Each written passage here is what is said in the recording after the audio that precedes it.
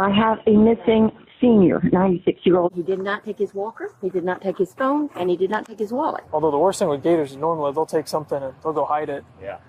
And let I have a missing senior, 96-year-old. He did not take his walker. He did not take his phone. And he did not take his wallet. That is the voice of a daughter on the phone with a 911 dispatcher. In May of 2026, in Lutz, Florida, a 96-year-old man named Ray Cornett vanished from his home. He left behind his walker, his phone, his wallet, everything that anchors a person to the modern world. What he took with him was a cane, a failing body, and a destination only he understood. And what he walked into was a wooded swamp, 100 yards from his own front door, where he would remain stuck and immobile for hours. This is the story of how he was found. Not by drones, not by thermal imaging, not by the coordinated grid search of a dozen deputies. He was found by a bloodhound named Boomer. And the way it happened tells us something uncomfortable about how we search for the vulnerable, and how easily they can disappear in plain sight.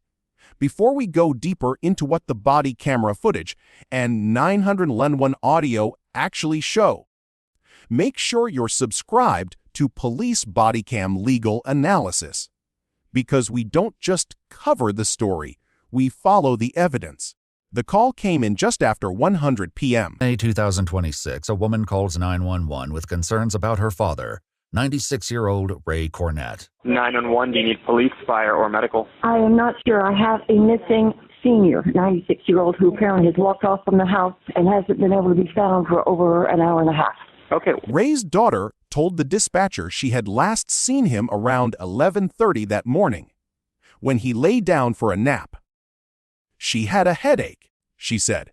She went to lie down herself. When she woke up, he was gone. She told the dispatcher he has very poor balance, can barely hear, and has very poor eyesight. I have a missing senior, 96-year-old, who apparently has walked off from the house and hasn't been able to be found for over an hour and a half. Okay. Is she diagnosed with anything? Any mental health? He has very poor balance, he cannot hear, and very poor eyesight. And you said he cannot... She listed his medical history, an aneurysm next to his heart, a stroke the previous June that left him with weakness in his legs. He has an aneurysm next to his heart. Okay. Come on, thank you. She's got all kinds of things, but he had a stroke last June. So he's got some weakness in his legs. And the balance, he can't walk in the dark or without his eyes open. So if he got someplace dark, he could get confused and fall down. Gotcha. He simply can't do it. She said he cannot walk in the dark or without his eyes open. If he got someplace dark, she said, he could get confused and fall down. And then she said something that every family member in this situation says, something that is both a confession and a plea. If I just hadn't had a headache. About 11:30, he was laying down to take a nap. Okay. So I went to lay down because I had a headache. And then when I woke up, he was gone. Okay. And he did not take his walker, he did not take his phone, and he did not take his wallet. So that means he only has his cane. And I'm worried to death because he's out here in this heat somewhere. If I just hadn't had a headache. That is the first quiet tragedy of this case. The family member who blames herself. The ordinary moment. A headache, a nap. That becomes the hinge on which a life swings into danger. The dispatcher, to her credit, did not let her spiral. No. You're doing just fine, she said. It's okay to be concerned. But concern was not going to find Ray Cornett. Deputies arrived. They searched the property. They checked the dock, the water's edge, the areas where Ray liked to mow close to the lake. But as far as the dock and the water, does he go down close to the edge of the water, go sit on the dock? He will mow close. I can't keep him off that lawnmower. He gets close to the water there. I was watching because I'm so afraid he's going to tip in. But he will go out on the dock when it's cool. Okay, a day like today. They found no footprints, no signs of a struggle, no indication of where he had gone. The heat was climbing. Average daytime highs in the area exceed 80 degrees Fahrenheit by May.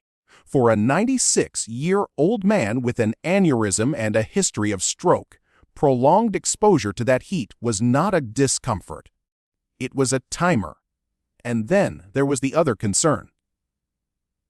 The one that deputies mentioned almost in passing, but which lands with a different weight when you hear it on the recording. Although the worst thing with gators is normally they'll take something and they'll go hide it, one deputy said. Yeah, another replied, and let it soften up. I don't see any footprints or anything down here like somebody was walking in. Right, yeah, it's all mud right here. Yeah, the water is the only thing I'm thinking kind of worried me. Could you slip down in the water and he's weak-legged and everything else, not be able to get out? He's thrashing around and I think it's prey or something. Although That is not a metaphor.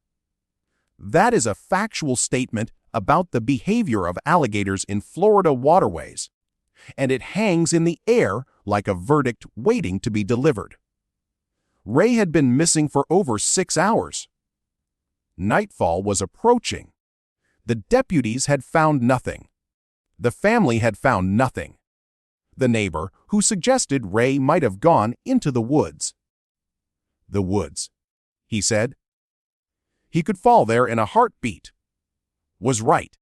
But even that was just a guess. Then the Bloodhound arrived. With nightfall approaching, fears around his safety only grow. Deputies have still found no trace of him, but they hope the arrival of another team might shift their luck. the Bloodhound is on the way over here. Okay. It's going to be a minute before they get here because they had to come from a good ways off. But His name is Boomer. He is a K-9 with the Hillsborough County Sheriff's Office. Bloodhounds are often used by law enforcement because they can pick up scents that are days old. But Boomer didn't need days. He needed minutes. Body camera footage shows Boomer arriving at the home, being introduced to Ray's belongings, and then, without hesitation, picking up a scent and leading deputies into the woods. Hey, Booms.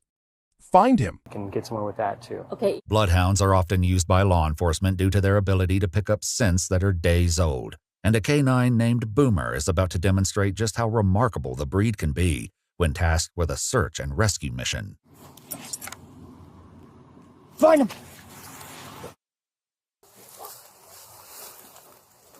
I'm not seeing anything that's telling me he went this way either. Like, he's more interested out here, but it could just be because of the water. That is the command. And Boomer obeys. He moves through the brush, nose to the ground, deputies struggling to keep up. The body camera footage is shaky. The audio is punctuated by heavy breathing and the rustle of leaves. And then, suddenly, the camera swings toward a figure on the ground. Hey, I found him in the woods. Ray, you okay?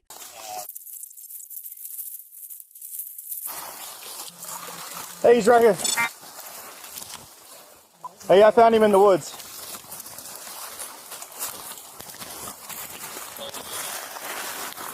Ray, you okay? Yeah. Ray? Yeah, he's... Ray Cornett is on the ground, disoriented, but alive.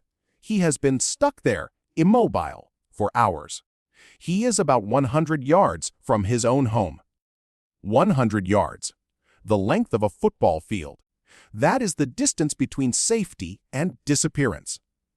That is the distance that a 96-year-old man with a cane, poor balance, and failing eyesight could not close on his own.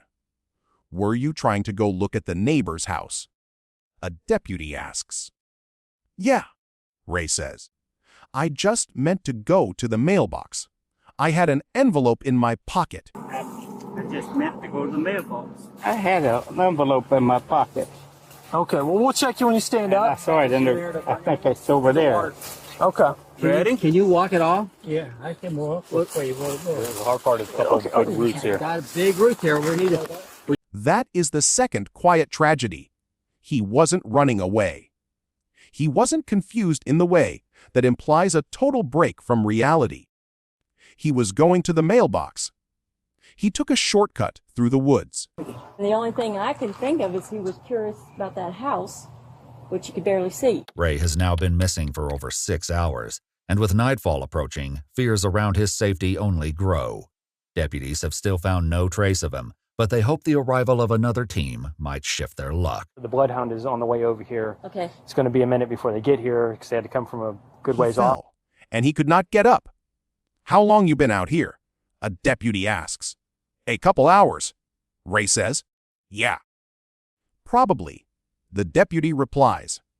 Ray looks up at the deputies, at the Bloodhound that found him, and asks a question that should break something in anyone who hears it. How'd they find me? The dog followed you. A deputy says. What kind of dog? Ray asks. A Bloodhound. And then Ray says something that is either profound or simply honesty. First time anything like this ever happened to me. First time anything like this ever happened to me. More units are directed to Ray's location, and they work on standing him up before they can get him medical attention. All right, so we got a couple deputies here. We're gonna help you out, okay? We're gonna hold your arms and make sure you can get out, okay? Can you feel your feet? Can I feel my feet? Yeah. First time. At 96 years old. First time he ever walked into the woods and couldn't walk out. First time he ever needed a dog to find him. First time his daughter ever had to make that call. The deputies work to get Ray standing. They check if he can feel his feet, if he can wiggle his toes. They give him water. They tell him his family is there. His daughter arrives, and the relief in her voice is audible. All right, take a real small sip, okay? Hey, Dad. Hey, Dad. Yeah, 10-4. We got a couple deputies and his family's here with us. I've got this orange. Yeah, it's okay. Right. You're in good hands. I just meant to go to the mailbox. I had an envelope in my pocket. Okay, well, we'll check you when you stand up. I saw it in there. I think it's over there. Okay. Ready? Can you walk at all? Yeah, I can walk. What way you want to go? The hard part is a couple of big roots here. Got a big root there. We need to. Would you rather us carry you? Hey, Dad. They carry him out of the woods, over roots and uneven ground. Ray protests. You can't carry me. But they do anyway. And Boomer gets treats. He gets praise. Good boy. Buddy. His handler says. Good job, Boomer. This is the part of the story that gets shared on social media. The happy ending. The hero dog. The 96-year-old man saved. And all of that is true. But it is not the whole truth. The whole truth is that Ray Cornett was found not because of a sophisticated search operation, not because of technology, not because of a coordinated grid search. He was found because a bloodhound followed a scent that was still fresh enough to track. He was found because the call came in early enough, because the deputies responded quickly enough, because the dog arrived before the scent dissipated, before the alligators found him, before the heat took him. He was found in the most unexpected way. Not by a drone, not by a helicopter, not by a thermal camera. He was found by a dog with a nose that can distinguish one human scent from another, even when that human is 96 years old. Even when that human has been lying in the woods for hours, even when that human is just 100 yards from home. But here is the question that the body camera footage does not answer. How many people are not found? How many walk into the woods, or the heat, or the dark, and never come out? How many families make that call and never get that relief? He was 100 yards from home. 100 yards. That is the moral refrain. He was 100 yards from home. 100 yards. and he could not get there on his own. He was 100 yards from home. The Hillsborough County Sheriff's Office released body camera footage of this rescue. It is a public record. You can find it. You can watch it. You can hear the moment Boomer finds Ray, the moment the deputies realize he is alive, the moment his daughter says, "Hey, Dad." And you can ask yourself the question that the footage does not answer. If a 96-year-old man can disappear 100 yards from his own front door, what does that say about how we watch over the people we love? He was 100 yards from home. Go watch the footage, read the incident report, and then ask yourself, what would have happened if Boomer hadn't been there? That is the question this video leaves open. That is the question that haunts every missing person case, every search, every family that waits for news. The difference between found and not found is often not distance. It is not technology. It is not even time. It is a dog, a scent, and a moment that tips one way or the other. If you found this analysis valuable, like, share, and subscribe to Police Bodycam Legal Analysis. Turn on notifications so you don't miss the next breakdown. We follow the evidence. And the evidence in this case is clear. Sometimes the most unexpected way is the only way that works.